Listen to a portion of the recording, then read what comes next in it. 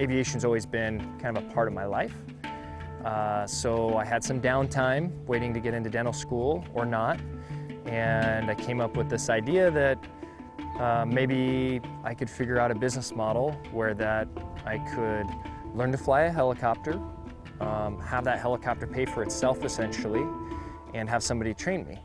And that was my short-term business model, was to get a helicopter, get it on a cherry contract, and be able to provide a service and learn to fly in the interim.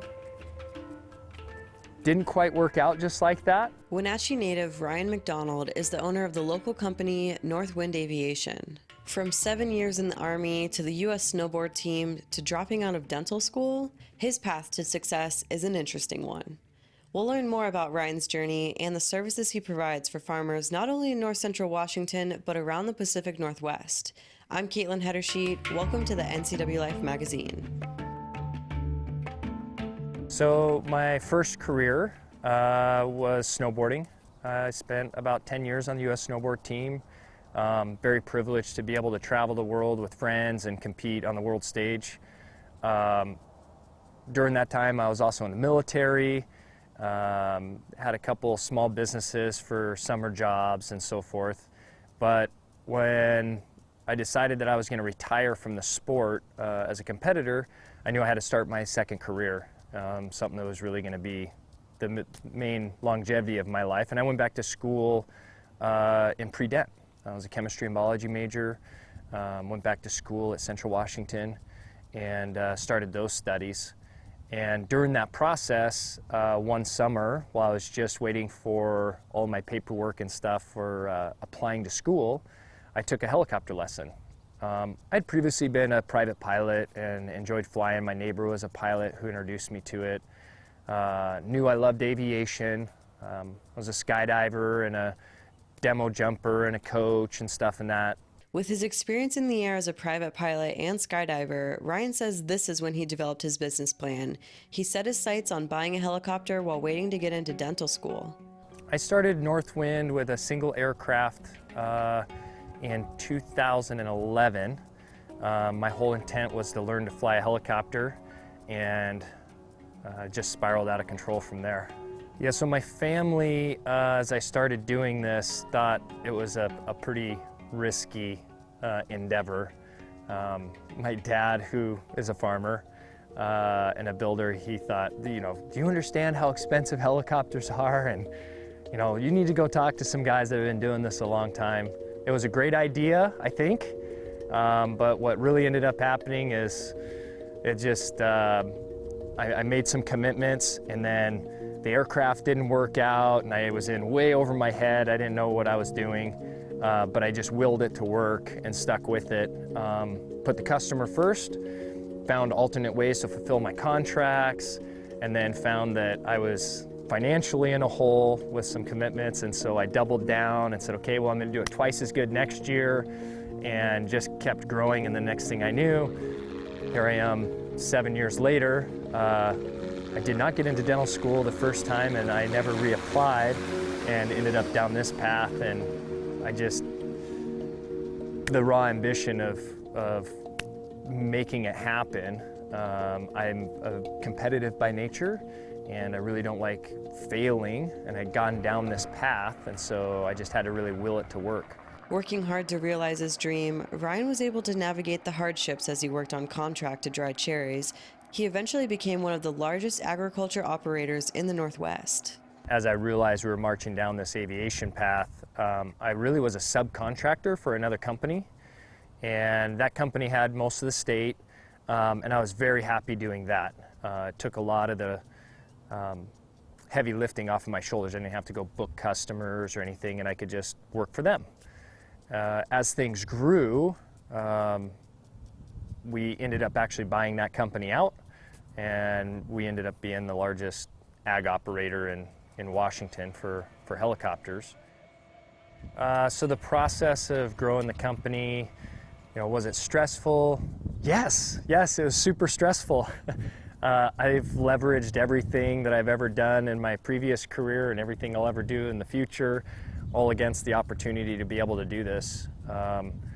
So it's tremendously stressful, and the opportunities arose all around just focusing on opportunities to serve customer needs and finding ways to be a convenience for them.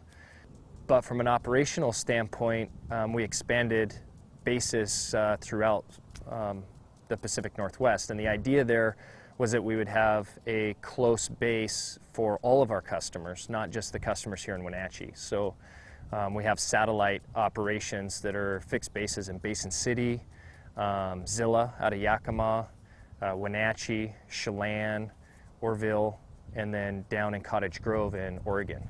So it makes it so that we're not having to move all of our assets every day back to home base. And there's facilities there to support them and places that the customer can go and have some personal interaction with a familiar face. So it's really about the logistics of giving a better service to our customers. A lot of airtime at Northwind Aviation is spent above cherry orchards. Right now we're out at a cherry orchard. One of the primary things we do is essentially sell insurance. The helicopter being available to provide a service is a part of that insurance, and when we have a rain event, the helicopters are there and they're guaranteed to be able to get out and dry the cherries. Some people ask, well, why is that important? Essentially, when a rain event happens, the water sits in the cup of the cherry and then is absorbed through the stem, and all that water is put into the fruit, which causes it to expand more than the elasticity of the skin can hold, and so they split, and then it doesn't make them viable for market. It's a perishable crop. And so we got to get out there and dry the crop. When those fill up with water, they end up going right into the cherry, and then they're going to split. So our job is to come along and dry them out with the helicopter. So farmers are crying right now. We're ready. So that's one thing that we do. We're the biggest fleet that we know of. Right now, on any given day, we're operating roughly 23 aircraft in the area, and we've got stuff spread throughout the state just chasing the crop, providing that service. Helicopters are used for aerial application of crop protection products, commonly known as spraying. There's a few advantages to air. Air is not great for everything. Some applications take a tremendous amount of water and air volume in a very tight canopy. Bigger trees than this, a mildew application, you need a lot more water, and so air is not perfect. But for many applications, air is more desirable. And the reason for that is we're able to cover a large area in a short amount of time. In tree fruit, we're doing about 4 acres a minute. And when we're doing row crop, we're doing 6 acres a minute. So we're covering a lot of area in a short amount of time. The reason that's important is the application window is very small. So we can get it done in a timely manner that allows crews and other practices in the farm or the orchard to take place quicker rather than it taking all day. It also allows us to attack whatever the pest issue is in a shorter amount of time, so it doesn't get out of control. Ryan says there's often a stigma when it comes to spraying and the use of chemicals. We're going to talk more about this and a new service Northwind is set to assist with in regards to wildfires. All of this coming up next. We'll be right back. Welcome back to the NCWLIFE Magazine. On this episode, we're visiting with Ryan McDonald of Northwind Aviation, based here in Wenatchee. With the motto, Farmers Flying for Farmers, Ryan comes from 4 generations of farming. He says he's pretty surprised he found his way back into the ag industry. So growing up in farming, I never dreamed that I would be doing what I'm doing right now. Even if you asked me just 7 years ago, this wasn't on the radar for me. It kind of accidentally happened.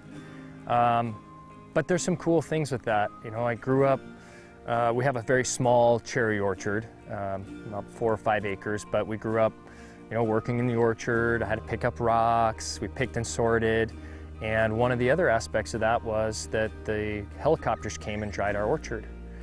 And once my very first helicopter ride, I got picked up by someone who was drying our orchard. And I was about 5 years old, and he came down, gave my dad and I a quick ride, and my dad had worked for him years before as a loader, so he did the fuel and chemical and stuff for him when he was a kid. So they had a little bit of relationship, and it was a really cool experience.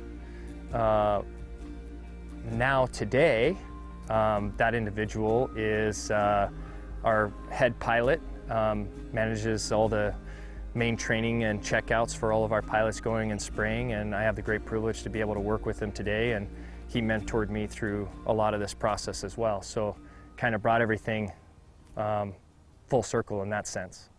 Ryan says a lot of the knowledge he's gained in the industry came from his family background and his education in biology and chemistry. When the public hears that an orchard is spraying, Ryan says sometimes there's a stigma that comes with that. Yeah, so there is some stigmas around when they hear we're spraying. And a lot of that just comes from information and things that we're afraid of that we don't always understand. If somebody sees a helicopter or a tractor and they see it spraying, they just assume that, oh, there's these horrible chemicals that are getting put out into the environment. And that's actually not true. A vast majority of things are relatively benign. And oftentimes we're doing stuff for organics, or we're doing a mineral supplement. It's not always these thought of chemicals. You know, it can be just a simple agent that's mixed in water that raises a pH on the surface of the leaf that keeps mildew from forming. So it's not always a bad thing.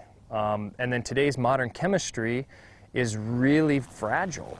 Chemicals today are designed very thoughtfully around a short half-life. So UV light breaks them down very quickly, and when they're mixed with water, it also breaks them down. So they don't have a long half-life once they're applied. It's usually maybe even days of efficacy. So they're very specific in mode of action. So broad spectrum applications really don't exist anymore. And that gives us a tool to attack a very single pest so that all the beneficiaries are left alone. But it does also cause us to have to be a little bit more frequent. Air is also great from a public standpoint because our exposure of application to general public is a lot narrower window, again, because we're doing it so quickly. The other advantage to air is that it's very precise. So we are able to do an application that falls on target and doesn't have a lot of fines or drifts that are going to be off target. So everything falls in there quickly and disperses. Once we turn and move, you can't see that we were ever there. Curious about what the orchard or farmland near you is treating their crop with? Ryan says don't hesitate to ask. So yeah, people that live or interact around orchards or farms and they're seeing some of these activities and you want to learn more, definitely reach out to the farmer. They can provide you with information about what the application is, what the pest is that they're trying to deal with, the type of farm it is, whether it's conventional or organic, and then let you know there's a sheet that we can provide that shows you all the specifics about whatever it is that they're applying. And 99% of the time, as farmers, we're always very open to educating and providing that information to put everybody on a healthy page and be good neighbors. Farmers are here to provide society's need for food, and it's a very important function. And while we would all like to be able to self-sustain and have our own gardens in the back of our house, realistically, with the urban population blowing up in the world, it's just not realistic. We still need these great farming practices to be able to provide quality food at a price that's available for the consumer and that's sustainable. Farmers are very focused on sustainable practices because it's in their best interest too. We want to continue to be good stewards of our land, be good stewards of the trees and the fruit and the services that we're providing, and make sure that we have a customer that continues to want our goods. Do you remember that rain event that flooded Wenatchee and caused some serious chaos? From the floods in residential areas to the mudslide in Eniad, even that rock slide in Chelan, it's major events like these that Ryan says Northwind is on standby for in an effort to protect local orchards. We are there on readiness alert every single day. So whether it rains in 20 minutes or it doesn't rain for 2 weeks, the aircraft and the staff are there ready to respond, much like a firehouse. And so when that event occurs, everybody stages, gets ready, and then the second it stops raining, everybody's firing up and going to the rescue at the orchard. So it's really a preparedness and readiness function that spans the entire harvest cycle. Yeah, this last rain event, we had multiple days of rain and some pretty heavy, intense isolated showers in the area. And it was really a critical time for the farmers because they're in the middle of harvest, depending on their elevation, and it makes the fruit really vulnerable. So it's a tough time for the farmers. It's a tough time for us. A lot of flying hours. We're working really hard to make sure that we're being very responsive and doing everything humanly possible to help the farmer keep everything dry. You know, those events occur, and the last 4 years or so, we've had pretty good luck from a weather pattern. This year, our weather pattern's been quite a bit wetter, and we saw that even in the spring on the California market. It really did a lot of damage down there. So the weather plays a really big role, specifically in cherries, for make it or break it. Cherry farming really sometimes can be a bit of a lottery. Someone, somewhere geographically is going to get taken out. And you know, we do everything we can to help mitigate those losses, but Mother Nature reigns supreme, and you know, we just have to be ready for that. Northwind works with a variety of customers, from local farmers to the Forest Service and even land rehab for the Conservation District. The newest addition, Ryan has made his company available for firefighting efforts. We'll talk more about this coming up next. We'll be right back. Welcome back to the NCWLIFE Magazine. Northwind is ready to join an industry of a different kind, assisting in the fight against wildfires in our region. From the aviation standpoint and fire, we've obviously, this area's got a long history of fires and activity, and we're all very familiar with some of the results of that. And aviation really plays a huge role in combating those events. As we started looking at other opportunities within the aviation industry to leverage equipment and be of a service, it's an obvious place for us to start looking, and being able to be local and help with local outbreaks and be available as a resource is just a very basic opportunity for us. So we're very excited that this last year we were able to get a Huey. This is a UH-1H, which is commonly known as a 205. This was a military aircraft that we got, and it's used just for our ag purposes and will be our fire machine as well. Becoming fire ready wasn't an easy step for his company. The barrier of entry into the fire realm is pretty high. There's a lot of standards and performances that you have to be able to uphold to.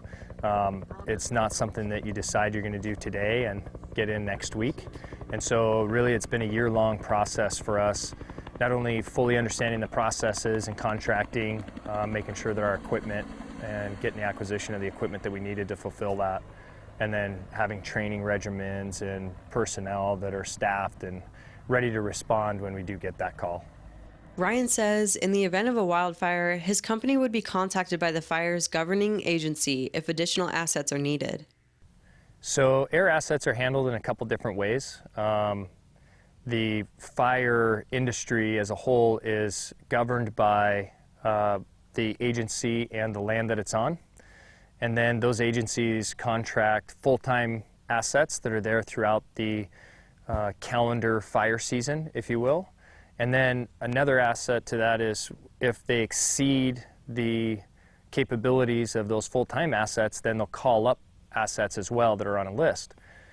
That call when needed aspect is what we're after. And it allows us to continue doing all of our farming activities, using our aircraft for utility and other lift work and cherry drying, forestry. And then if we do have a situation where they need some extra help, then they would call on us, we would come help fulfill those obligations, and then we'd be released when that was finished. The latest addition to the fleet at Northwind is the Huey, what you see right there behind Ryan.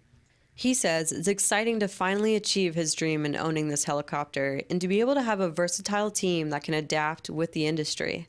from the fire aspect, I am super excited to be involved and have the opportunity to start building that division of our company.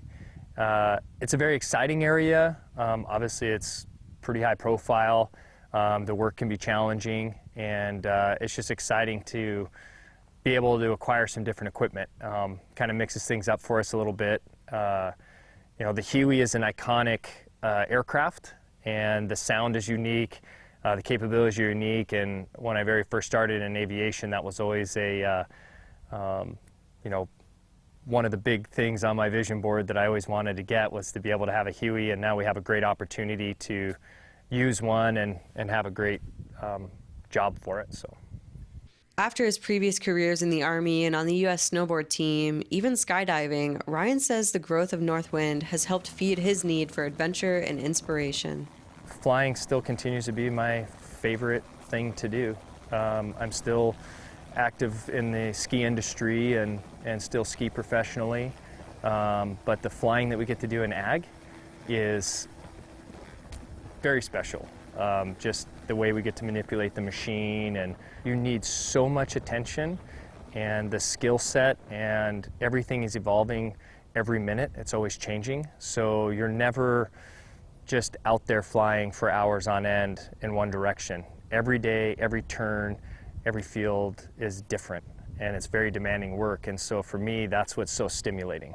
I just never get tired of that. The segments that we're continuing to grow in definitely play into, you know, my adventurous side. I like intensity, and I like you know, the demand and the need to fulfill stuff on a certain time frame and performance. And so for sure, you know, being in the fire area and looking into getting into that industry is very exciting for me personally, and also very exciting for us as a company. Whether it's for emergency services or agricultural tools, Ryan says helicopters are everywhere around us and play important roles in our lives. Sometimes people go, "Oh, helicopters, really?" And during this time of year, particularly during the cherry season, people see helicopters. But as you start really looking around, if you know where to look, they're around you all the time. And typically they're a little bit out of sight, out of mind, but they really are playing a role in society, from medevac services, helping law enforcement, search and rescue, fire, agriculture. They're really an important tool that's out there, and they're helping your everyday life, whether you know it or not. To learn more about Northwind Aviation or to just follow their work for an occasional photo or two, visit northwindhelicopters.com or follow them on Facebook or Instagram. That's going to do it for today's NCWLIFE Magazine. If you have an idea for a future episode, email me, Kaitlin Hetterscheidt at kaitlin@ncwlife.com.